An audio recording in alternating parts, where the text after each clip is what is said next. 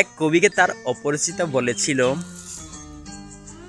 অদ্ভুত এক বৈপরীত্যের মাঝে আমাদের অবস্থান।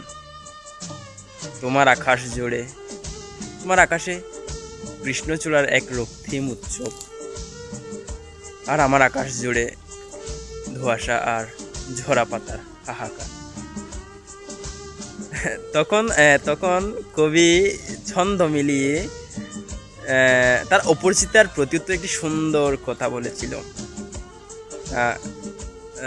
কথাটা ছিল এরকম, বেরোইছিলাম দেখতে আমি কৃষ্ণচূড়ার পাহাড় তবে দেখিনি, দেখেছি শুধুই হাহাকার। বলেছ তুমি ডুবেছি আমি কৃষ্ণচূড়ার মায়ায়, ডুবেছি আমি শুধুই দেখি আধারের ধোঁয়াশায়।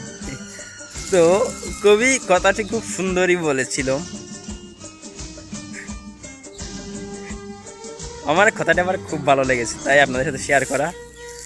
তো আপনাদের সাথে তো এরকম কথা টথা হয় না, মাঝে মাঝে খবর টবর নেবেন। হ্যাঁ, তাহলে মনে করেন একটা একটা একটা যোগাযোগ থাকে আর কি, ভালো লাগে সবার সাথে। তাইলে দেখা হবে অনেকটা লং ভিডিওতে, যেদিন কথা হবে সবার।